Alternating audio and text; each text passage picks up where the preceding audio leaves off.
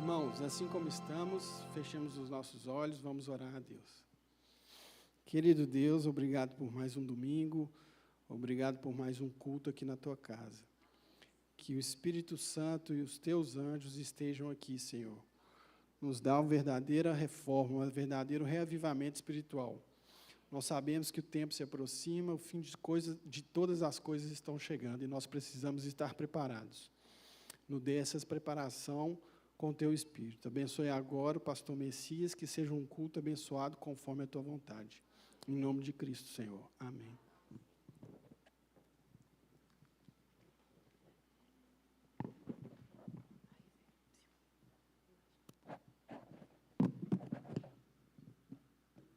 Boa noite.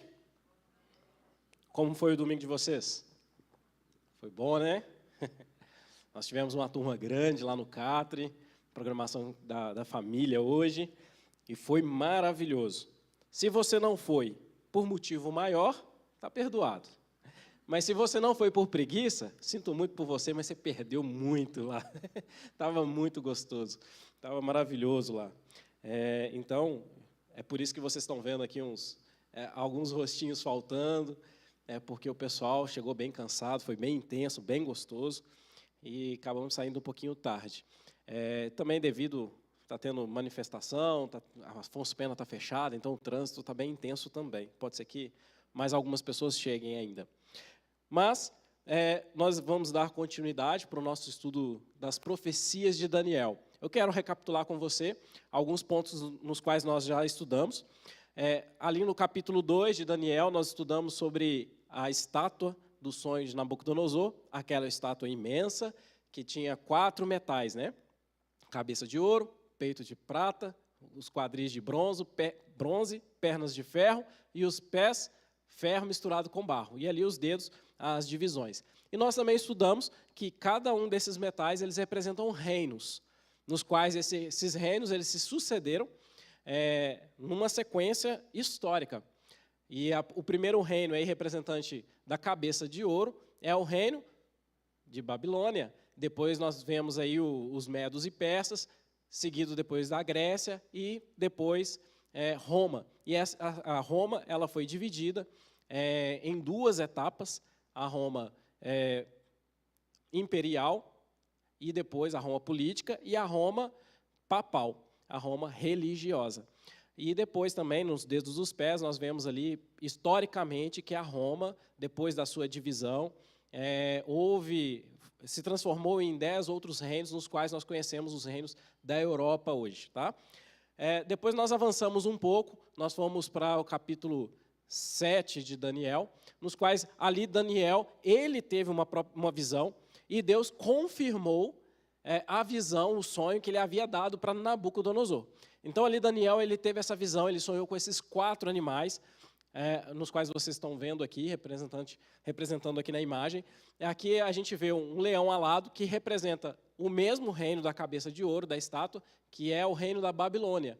Depois nós vemos ali um urso, ele que levanta por um dos lados da sua costela, né, uma costela mais alta do que a outra, representando ali os medos e persas, em que um governante seria maior do que o outro. Ali também nós vemos o terceiro animal, que é o leopardo alado de 4 cabeças, que representa a Grécia. E um leopardo, ele por causa da sua velocidade, a gente acompanhando ali a biografia de Alexandre o Grande, a gente percebe que Alexandre o Grande, em apenas 13 anos, ele conquistou uma parte muito grande do reino conhecido naquela época, daquele mundo conhecido naquela época. Mas, assim como ele conquistou rapidamente, também rapidamente ele veio a falecer. E aí, devido ao seu falecimento, o seu reino, a Grécia, ficou dividida entre seus 4 generais, representando as 4 cabeças ali daquele leopardo. E na visão de Daniel, ele viu um 4º animal, no qual ele fala que esse animal ele é espantoso, ele é diferente de todos os outros. E esse 4º animal espantoso saía da sua cabeça 10 chifres. E depois surgiria um 11º chifre, pequeno, e esse chifre derrubaria 3 dos outros chifres que estavam na cabeça desse animal. E aí nós estudamos que esse 4º animal, ele representa Roma, e também nas suas duas etapas, a Roma imperial, a Roma política e a Roma papal, a Roma religiosa.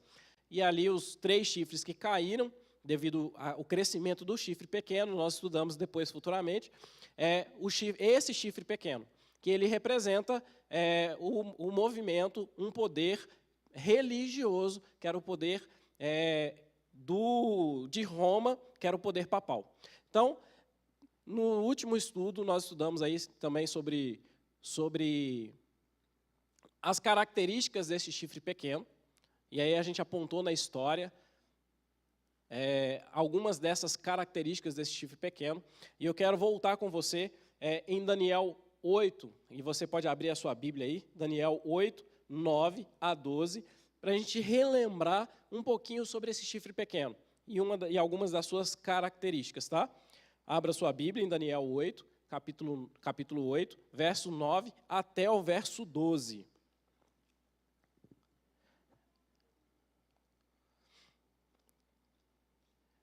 A gente vai recapitulando aqui para você relembrar daquilo que nós estudamos. Você encontrou aí? Se você encontrou, diga achei. Isso, amém. Então vamos orar para que a gente possa ler este texto. Oremos. Senhor Deus, nosso Pai, estamos aqui com a Tua palavra aberta mais uma vez nessa noite de domingo e tiramos um pouco do nosso tempo porque nós queremos adorar a Ti, mas também queremos aprender sobre a Tua palavra. Senhor, fale conosco através do Espírito Santo, para que possamos entender aquilo que o Senhor tem para nos dizer e que esta mensagem possa ficar fixada em nosso coração, na nossa mente, e que possamos praticá-la também. É o que pedimos em nome de Jesus. Amém. Então, o que diz aí no verso 9 em diante? Diz assim, olha, acompanhe comigo. De um dos chifres saiu um chifre pequeno e se tornou muito forte, para o sul, para o oriente e para a terra gloriosa. Esse chifre cresceu até atingir o exército dos céus, e alguns dos exércitos e das estrelas lançou por terra e os pisou. Sim, engrandeceu-se até o príncipe do exército, dele tirou o sacrifício diário e o lugar do seu santuário foi deitado abaixo. E o verso 12, o exército lhe foi entregue com o sacrifício diário por causa das transgressões, e deitou por terra a verdade, e o que fez, prosperou. Então esse chifre pequeno, não está passando, esse chifre pequeno, ele tem algumas características. Primeira, é que ele se engrandeceu até o príncipe do exército. Dele tirou o sacrifício diário e deitou por terra a verdade. Então, essas são algumas das características desse chifre pequeno, desse poder. Como nós estudamos, você vai lembrar que o chifre, ele representa um poder, ele representa uma organização. Então, toda vez que você vê chifre na Bíblia, em profecias, você lembra que chifre é um poder, tá bom? Então, essas são algumas das características, e a gente estudou um pouquinho sobre isso no estudo passado. Agora eu quero que você acompanhe comigo no verso 13. O verso 13 vai dizer o seguinte, olha, depois ouvi um santo que falava, e disse outro santo, aquele que falava, até quando durará a visão do sacrifício diário e da transgressão assoladora, visão na qual é entregue o santuário e o exército, a fim de serem pisados? Sabe o que estava acontecendo? Assim como nós estudamos no estudo passado, esse chifre pequeno, ele atingiu o sacrifício diário e jogou por terra a verdade, ele atingiu o santuário. O que esse chifre pequeno fez? Vamos lembrar. Esse chifre pequeno, ele tomou para si a incumbência de perdoar pecados. Mas a Bíblia, ela é muito enfática em dizer que nós, seres humanos, nós não temos a capacidade de perdoar pecados. Porque eu sou um ser humano que peco. E se eu sou alguém que peco, eu não posso perdoar outra pessoa que peca também. O único ser que é capaz de perdoar pecados é o próprio Deus. É por isso que Jesus, ele foi chamado de blasfemo, porque ele tomava para si essa incumbência de perdoar pecados. Então, em alguns momentos, Jesus, ao fazer os milagres, ao fazer uma cura, ele dizia o seguinte: olha, os teus pecados estão perdoados. Vai, levanta-te e anda. E aí os líderes religiosos da sua época diziam o seguinte: mas como alguém pode tomar para si a incumbência de perdoar pecados, sendo que somente Deus é capaz de perdoar pecados? E aí Jesus foi chamado de blasfemo. E aí nós vimos que blasfêmia é tomar para si essa incumbência de perdoar pecados. E esse chifre pequeno, ele tomou para si essa incumbência. Ele diz, o poder religioso de Roma, o poder papal, ele assume essa autoridade. Ele diz que os seus sacerdotes, eles podem perdoar pecados. Então você vai até o sacerdote, diz para ele, faz a sua confissão do seu pecado, daquilo que você cometeu, e aí aquele sacerdote, ele vai te perdoar e talvez vai te dar aí uma penitência para que você possa cumprir e para que seus pecados sejam perdoados. Mas nós vimos então que a Bíblia não confirma isso, porque a Bíblia, ela diz que somente Deus é capaz de perdoar pecados. E este poder também, ele tomou para si o sacrifício, ele tomou para si essa questão do sacrifício diário, de perdoar pecados, mas ele também jogou por terra toda a verdade. E aí no livro de Daniel, a gente vê que esse chifre pequeno, ele assumiu também a incumbência de mudar os tempos e as leis. Ele mudou os 10 mandamentos, tirando o 2º mandamento, mudando o 4º mandamento, e alterando o tamanho do 10º mandamento para voltar a ter 10 mandamentos novamente. E mudou não somente a lei, mas também o tempo. Porque agora o sábado não é mais o dia bíblico de guardar, mas sim o domingo, porque o domingo é o dia de festas, é o dia de se comemorar o sacrifício de Jesus, a sua ressurreição. Mas, biblicamente, isso também não é da vontade de Deus. Então, esse chifre pequeno, ele tomou para si algumas dessas incumbências, Daniel, até aí, ele havia entendido, porque o anjo, em toda a sua visão, havia explicado. Tudo o que estava acontecendo até aqui, Daniel havia entendido. Só que, aqui apareceu um sacerdote, no verso 13, que a gente acabou de ler, um ancião, e esse ancião falou assim: mas até quando vai durar essas coisas? Até quando este poder vai assolar o seu povo, vai perseguir os santos? Até quando ele vai ser responsável em mudar os tempos e as leis? Até quando isso vai durar? Essa é a pergunta do verso 13 que a gente acabou de ler. E aí vem o verso 14, que é o verso central do livro de Daniel. Esse passador, ele está com raiva de mim hoje. O verso 14, você acompanha comigo aí na sua Bíblia, vai dizer o seguinte: olha a resposta. Ele me disse, até 2000 e quantas? E o que vai acontecer? Será purificado. Então, até quando vai durar tudo isso? E aí, o anjo responde, até 2300 tardes e manhãs. E o santuário será purificado. Daniel havia entendido tudo, até aqui. A partir de agora, Daniel ele fica até doente, porque ele não consegue entender o que esse anjo está dizendo. E aí Daniel ele começa a estudar a Bíblia, a estudar as profecias. Daniel ele toma para si agora a incumbência de estudar todas as profecias para tentar entender o que esse anjo está dizendo sobre essas 2300 tardes e manhãs. E o santuário será purificado.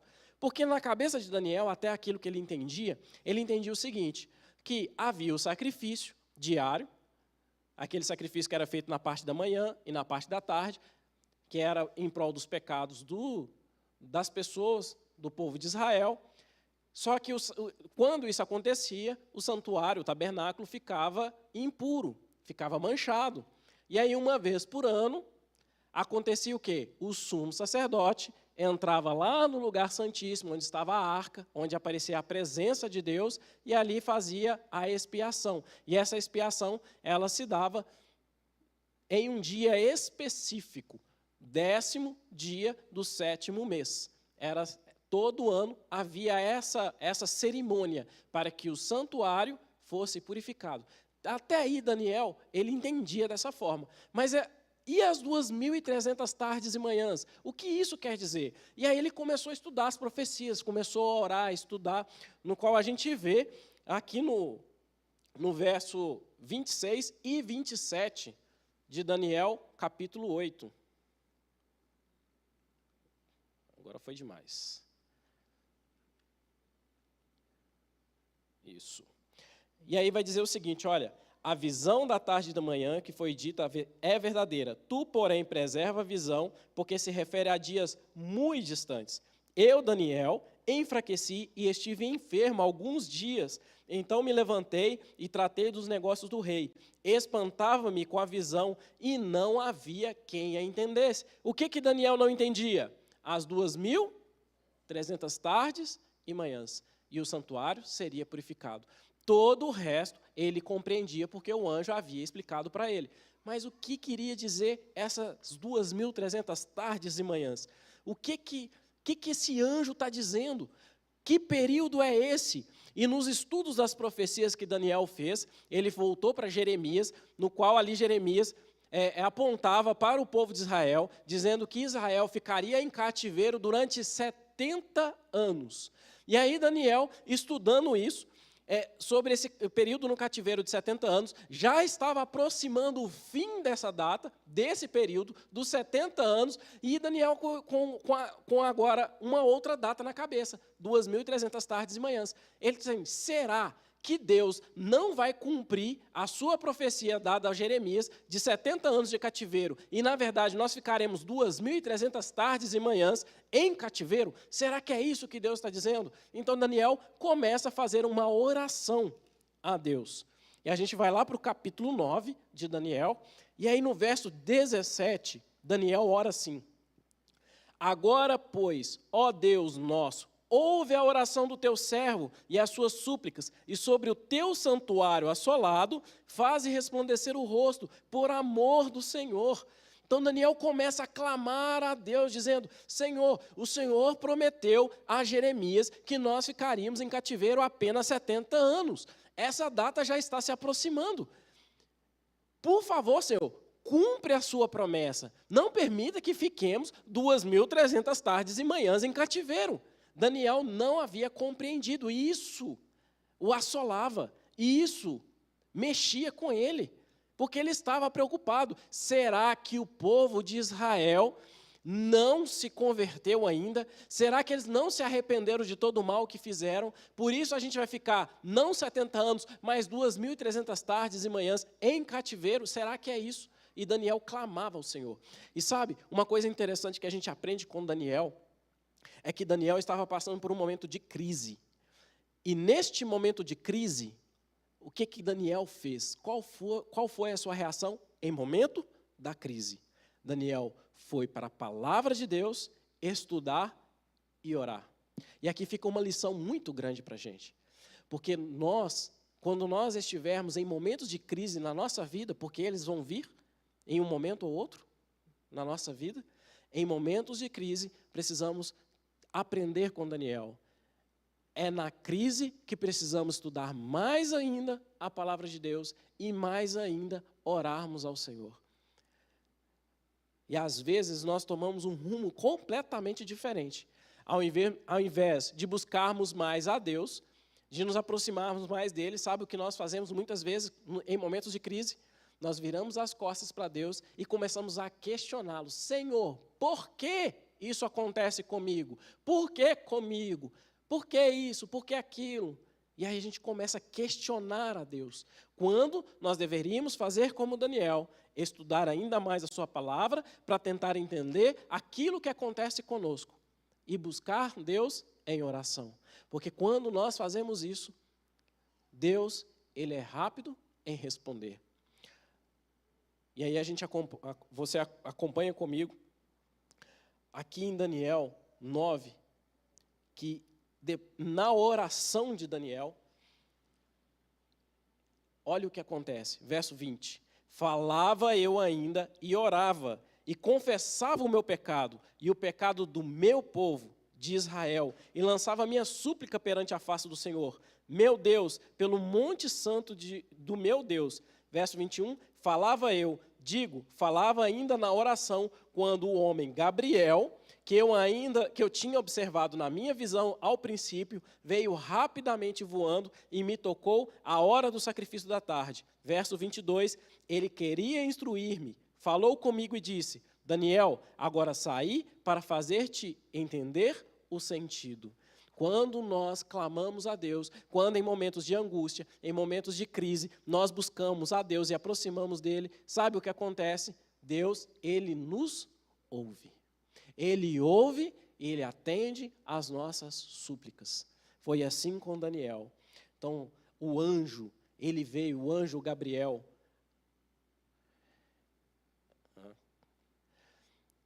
ele veio explicar para Daniel. E aí no verso 21 a 23, ele dá a entender para Daniel o que é essa data, o que acontece nesse período de 2.300 tardes e manhãs. E aí no verso 24 a 27, esse anjo Gabriel vai trazer então, esse anjo Gabriel vai falar para Daniel o que aconteceu, o que acontece nesse período. Verso 24, 70 semanas estão determinadas sobre o teu povo e sobre a tua santa cidade, para fazer cessar a transgressão, para dar fim aos pecados, para expiar a iniquidade, para trazer a justiça eterna, para selar a visão e a profecia e para ungir o santo dos santos. E no verso 27, ele fará firme aliança com muitos por uma semana, na metade da semana fará cessar o sacrifício e a oferta de manjares. Sobre a asa das abominações virá o assolador, até que a destruição que está determinada se derrame sobre ele.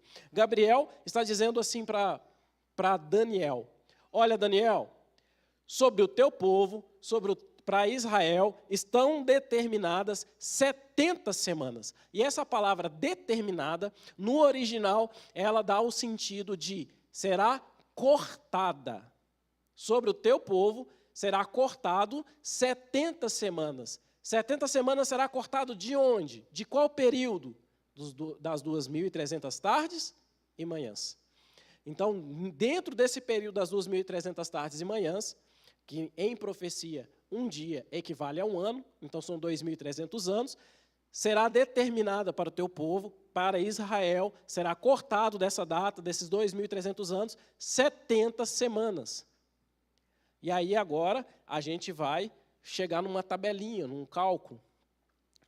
E aí eu quero que você fique bem atento a partir de agora. Se você ainda não estava prestando atenção, por favor, preste muita atenção a partir de agora, porque esse momento é de suma importância para a sua compreensão. Então, Daniel teve na sua visão, o anjo falou das 2.300 tardes e manhãs. Porém, dentro dessas 2.300 tardes e manhãs, havia 70 semanas ou 490 anos para o povo de Israel. O que queria dizer?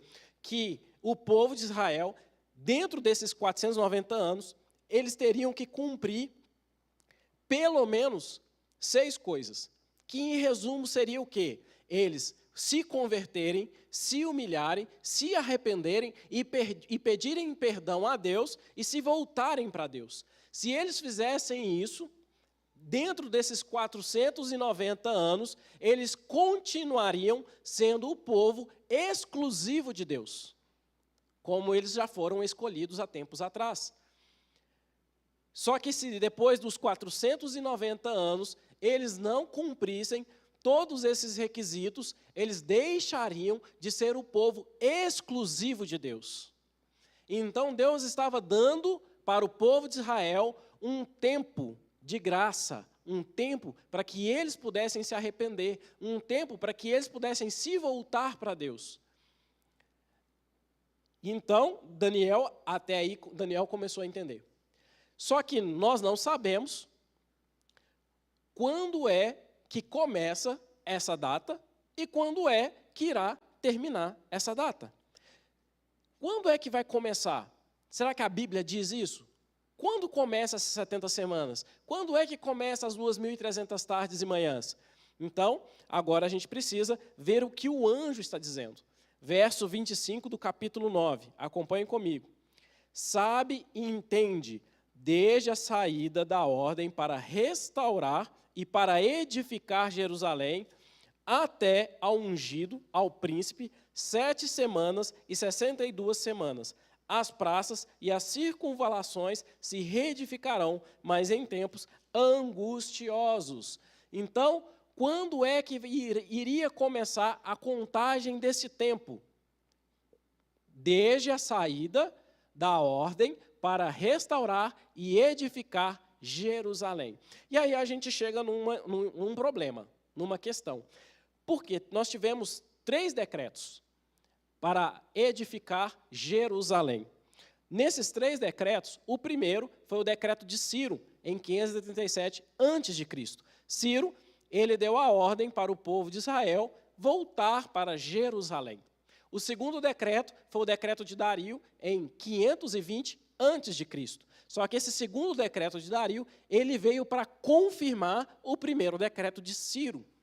Agora, o terceiro decreto dado, que é o decreto de Artaxerxes, em 457 a.C., esse decreto ele já foi diferente, porque esse decreto ele deu a ordem para edificar Jerusalém, mas também para edificar o templo, e deu provisões para que isso pudesse acontecer. Além disso, ele disse que o povo de Israel precisaria agora não somente ser uma nação, mas uma nação que pudesse ter autoridade, autonomia política e autonomia religiosa.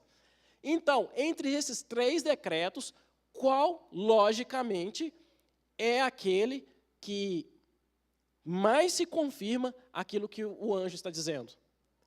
O terceiro decreto. Porque os 2 primeiros foram apenas ordem para ir para Jerusalém. Era uma liberação para o povo. Mas o terceiro decreto foi uma confirmação que vocês iriam e eu vou dar provisões para que vocês possam reedificar Jerusalém e reedificar o templo. Então, a contagem do tempo ela vai se dar a partir do ano 457. A partir de qual data se dá o início desses 2.300 tardes e manhãs e 70 semanas? 457. Quando é que sai a ordem para a reconstrução de Jerusalém? 457. Quando é que começa, então, a contagem do tempo? 457. Então, vamos para agora um outro gráfico. Então, eram 70 semanas, 490 anos, porque se a gente pegar 7 dias vezes 7, vai dar 49. Só que como são 70 semanas, vai dar 490, tá? Peguem a calculadora aí agora, tá? Preparem a mente para entenderem os cálculos. Se em 457 inicia essa contagem das 2.300 tardes e manhãs e também das 70 semanas, que está dentro desse período, então, 457 mais 490 anos vai dar em qual data? Em 34 depois de Cristo. Então, 457 sai a ordem para a restauração de Jerusalém e aí começa a contagem das 70 semanas. 457, então, sai a ordem. Quando é que sai a ordem? 457. E aí, então, começa essa contagem dos 490 anos. Passador, vamos. Você passa aí para mim, Suzy? Fazendo favor? Isso. Então, ali são 7. Só que, olha, o anjo dividiu essas 70 semanas em 2 etapas. Vamos. Você passa para mim? Isso. Pode passar tudo, que aí já me facilita. Isso, eu ia passar devagar com vocês, mas o passador não está ajudando. Então, vamos lá, parte por parte. No ano 457, sai então a ordem para a reconstrução de Jerusalém, e aí começa a contagem desses anos. Então, só que o anjo disse aqui que 7 semanas, que a gente acabou de ler no verso 25, que olha, sai a ordem para restaurar e para edificar Jerusalém até o ungido príncipe, são 7 semanas e depois 62 semanas. Por que o anjo falou isso? 7 semanas e 62 semanas. É porque depois de 7 semanas ou 49 anos, no ano 408 a.C., foi concluída a primeira parte da reconstrução de Jerusalém e do templo de Jerusalém. Então aí se fecha os primeiros 49 anos. Só que agora faltam 434 anos. Esses 434 anos, eles vão se dar, aqui foi dividido pelo anjo também. Porque ele vai dizer o seguinte, olha, são 7 semanas e 62 semanas. 7 semanas mais 62 vai dar quantas? 60? 62 mais 7? 69. Então ainda fica faltando uma semana. Então, essas 69 semanas, ela vai dar exatamente no ano 27 depois de Cristo. O que acontece no ano 27 depois de Cristo? Jesus, ele é batizado. Vocês lembram do batismo de Jesus? Que no momento que ele foi batizado, desceu o Espírito Santo sobre ele, e Deus falou, este é meu filho amado, a quem eu me comprazo, a quem eu sou muito feliz. Então, ali no ano 27, foi o ano do batismo de Jesus. Jesus, nesse ano 27, ele estava com 30 anos, não com 27. E aí você vai falar, mas por que se o ano 27, Jesus estava com 30 anos? E aí você precisa entender que essa contagem de antes de Cristo, depois de Cristo, isso aconteceu, é uma invenção do 12º século depois de Cristo, da nossa era. Um monge, ele fez um cálculo dizendo o seguinte, olha, eu vou fazer o cálculo do nascimento de Jesus a partir da construção ou da edificação de Roma. E aí, no seu cálculo, ele chegou no ano 753, foi quando Roma ela foi fundada. Só que aí, em 753, ele fala que a contagem é do ano 0. Só que ele errou, esse monge, ele errou a contagem. Porque quando ele disse que no ano 753, que Roma foi fundada, era o ano 0, Jesus já estava com 3 anos. E aí, por isso que no ano 27, Jesus estava com 30 anos. Mas aí o anjo também vai dizer que fica faltando uma semana. Então, Daniel 9:27 vai dizer o seguinte, olha, ele fará firme aliança com muitos por uma semana. Na metade da semana, fará cessar o sacrifício e a oferta de manjares. Sobre a asa das abominações virá o assolador, até que a destruição que está determinada se derrame sobre ele. Então o anjo disse o seguinte, olha, até o batismo de Jesus foram 69 semanas, mas falta uma semana para fechar esse período de 70.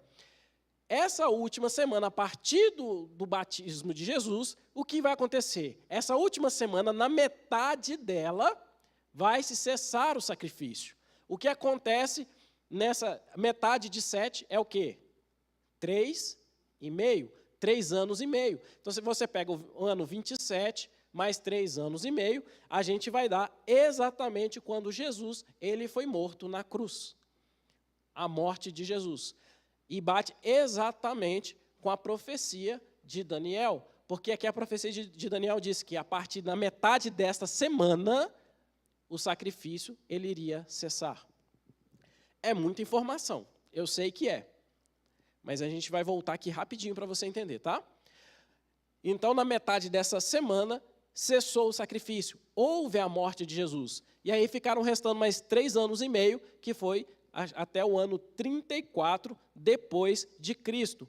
3 anos e meio, Jesus ficou aqui nessa terra, ele ficou aqui pregando, junto com seus discípulos, levando o evangelho. Depois da morte de Jesus, 3 anos e meio, os discípulos eles ficaram pregando o evangelho de Cristo. E o que acontece no ano 34? No ano 34, se a gente for lá em Atos, a gente vai ver a morte de Estevão. O que aconteceu na morte de Estevão? Estevão era um ancião, um diácono, lá entre o povo de Israel, muito fiel, temente a Deus e cheio do Espírito Santo. Só que ele fez um discurso. E nesse discurso ele fala assim com o povo de Israel, com a liderança: vocês mataram os profetas anteriores e hoje vocês mataram o próprio Cristo. E por causa disso, ele foi apedrejado. E no momento que ele foi apedrejado, então, houve ali o cumprimento e o fechamento, o selamento do tempo de graça que Deus havia dado para o povo de Israel. Vocês lembram que lá em Daniel, que a gente acabou de ler, o anjo disse o que para Daniel? 70 semanas estão determinadas sobre o teu povo, sobre Israel, para que eles possam se arrepender, cumprir aquelas 6 etapas. Agora, se eles não cumprirem as 6 etapas, o que acontece? Eles serão rejeitados como povo escolhido, como único povo responsável em transmitir o Evangelho. Porque essa era a vontade de Deus inicialmente. A promessa de Deus para Abraão foi o quê? Abraão, eu vou te abençoar para que você se torne uma grande nação e possa abençoar outras nações. Essa era a finalidade do povo de Israel, para que eles fossem diferenciados, para que eles fossem abençoados, mas abençoados para abençoar outros. Mas, no final dos 490 anos, no final das 70 semanas, o povo de Israel não aceitou o sacrifício de Cristo, e eles rejeitaram Cristo, e assim Cristo, Deus, também rejeitou o povo de Israel como o único povo exclusivo para levar essa mensagem. E aí se cumpriu as 70 semanas. Então vou recapitular com vocês rapidinho. O anjo disse para Daniel, 70 semanas estão determinadas para o povo de Israel. Só que essas 70 semanas elas ficaram divididas em algumas etapas. 7 semanas primeiro, essas 7 semanas, esses 49 anos, ele se deu no fechamento da primeira reforma de Jerusalém e do templo. E aí ficaram mais 62 semanas. Essas 62 semanas se deu no batismo de Jesus. Depois do batismo de Jesus ficou a última semana, só que essa última semana ficou dividida em 2. Na sua morte e depois na morte de Estevão. Então vamos voltar? E agora eu vou perguntar para vocês. Quando é que se iniciou a contagem dos anos? Ano 457. Então, 457, saiu o decreto de Artaxerxes para a reconstrução de Jerusalém e do templo, e aí começou essa contagem. A primeira etapa, são quantas semanas? 7 semanas. Ou quantos anos? 49 anos. O que aconteceu no final dessas 7 semanas? A primeira etapa da reconstrução de Jerusalém e do templo. E aí depois foram mais quantas semanas? Até o batismo de Jesus. 62 semanas. E aí veio o batismo de Jesus. Quantas semanas agora restam? Para 70? Uma semana. Essa uma semana ela foi dividida em quantas partes? 2 partes. O que aconteceu na primeira parte? A morte de quem? De Jesus. E na segunda parte, a morte de quem? De Estevão. Exatamente. Essa é a essência do estudo de hoje. Se você entender essa parte, você entendeu 90% do estudo de hoje. A última vez, para memorizar, para você não esquecer, pode ser? Que ano se iniciou, então, a contagem dos anos? 457. Foram divididas, então, essas 70 semanas em várias partes. A primeira parte são quantas semanas? 7 semanas ou 49 anos. O que aconteceu nessa primeira etapa? Reconstrução, a primeira parte da reconstrução de Jerusalém e do templo. Depois ficaram 62 semanas. O que aconteceu, então, no final dessas 62 semanas? O batismo de Jesus. A última semana que falta para 70, foram divididas em quantas partes? 2 partes. O que aconteceu na primeira parte? Morte de Jesus. E o que aconteceu na segunda parte? Morte de Estevão. Próxima vez vocês podem fazer o estudo. Vocês já estão fera. Vocês estão fera já. Então, queridos, o que acontece? O povo de Israel teve o seu tempo de graça. O povo de Israel teve a sua oportunidade. Deus dá oportunidade para todos. Todo juízo divino, antes dele vem a graça, vem a misericórdia. Deus, ele não dá nenhum juízo sem antes dar oportunidades. E agora a pergunta para nós hoje, nesta noite, é: hoje nós temos nosso tempo de graça. Nós estamos vivendo o nosso tempo da graça. A oportunidade que Deus estende para mim e para você, para que nós possamos tomar as nossas decisões, para que nós possamos escolher, entregar o nosso coração a Cristo, arrepender, se voltar a Ele, se voltar à Sua palavra, orar, ter um relacionamento íntimo com Deus. Esta é a nossa oportunidade. Israel teve a dele. Agora nós temos a nossa oportunidade. Porém, também há um tempo determinado para nós.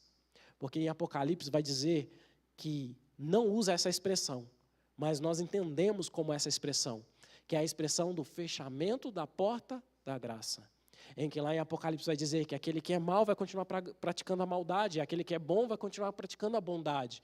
O que Apocalipse está dizendo? Está dizendo que há um tempo determinado, e quando esse tempo acabar, não haverá mais oportunidade. Aquele que está salvo, já está salvo, mas aquele que não está salvo, infelizmente, não terá uma segunda chance. Nós estamos ainda em tempo de vivermos as nossas oportunidades. Deus é um Deus de segundas chances. Ele é um Deus de juízo. O nosso juízo, ele vai acontecer. Mas ainda antes desse juízo, Ele estende para nós a sua misericórdia, a sua graça, dizendo: filho, este é o tempo da sua oportunidade.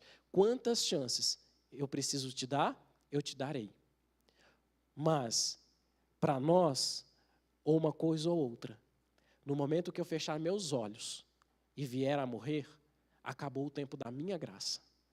Ou, quando acontecer e for selado o povo de Deus, e aqueles que não escolheram a Deus, também fechará a minha oportunidade.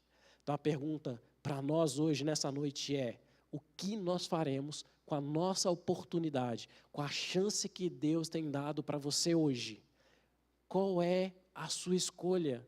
Você vai escolher entregar seu coração a Deus, ou você vai escolher rejeitar este Deus? E quando eu digo rejeitar este Deus, eu digo rejeitar até mesmo aqui nos bancos dessa igreja. Porque nós podemos estar aqui, mas sem relacionarmos com Ele. Eu posso estar aqui, mas sem ter um relacionamento íntimo com Ele. Agora a escolha é nossa, a escolha é sua. E se você tem esse desejo de entregar seu coração a Deus e entregar a sua vida a Ele, e deixar Ele dizer para você quais são os planos para a sua vida, então eu quero convidar você para ficar de pé. E nós vamos orar a Deus. E nós vamos agradecer a Deus por essas oportunidades que Ele nos dá hoje. Oremos.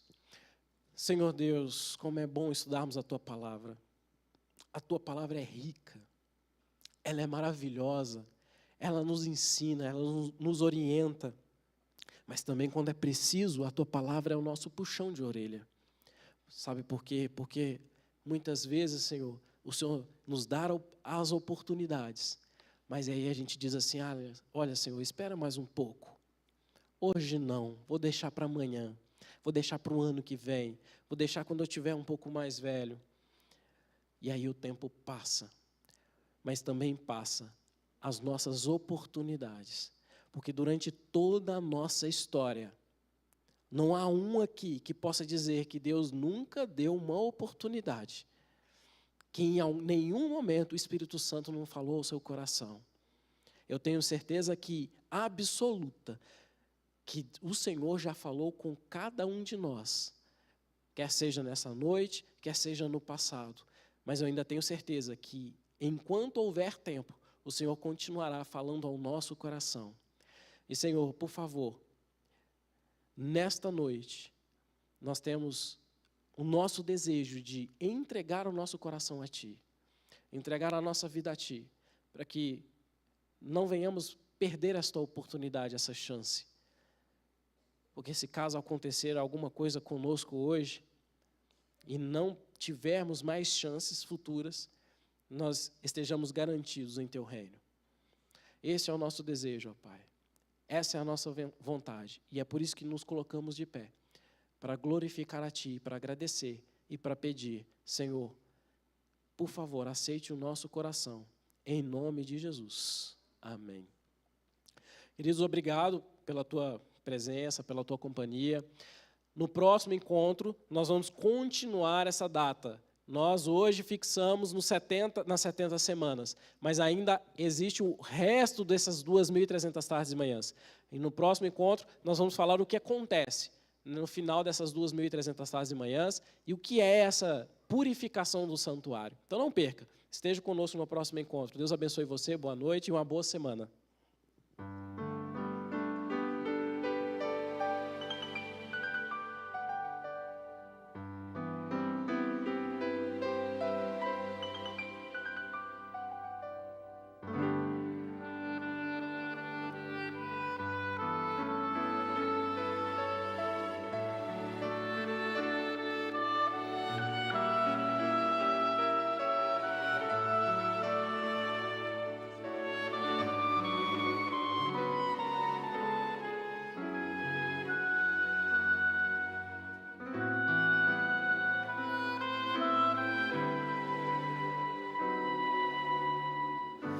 Que o Senhor te abençoe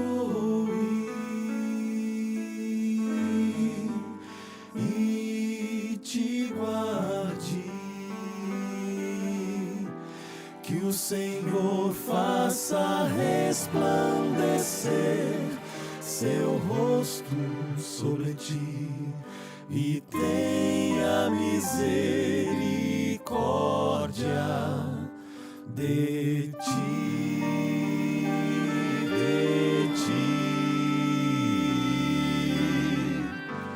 Que o Senhor sobre ti levante o seu rosto e te dê a paz. E te dê a paz.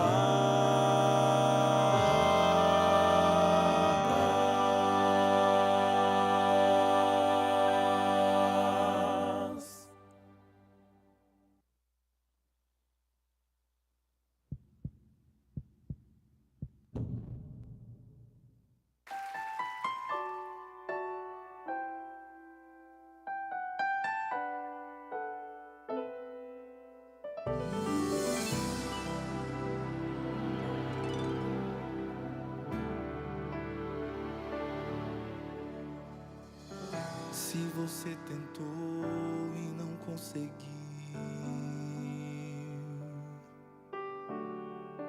se você chorou e ninguém mais viu, se você gritou em meio à aflição, se não encontrou quem lhe estendesse a mão, saiba, Deus tudo viu. Deus tudo viu.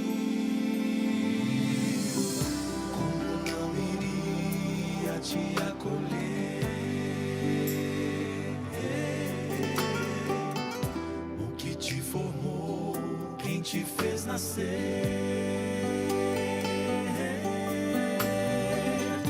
Os seus olhos lança sobre toda a terra. Ele não dormita, por todos vela. Saiba que Ele é Deus, e Deus faz tudo novo. Se for do seu querer, junta os pedaços quebrados, faz até o morto reviver. Deus faz tudo novo.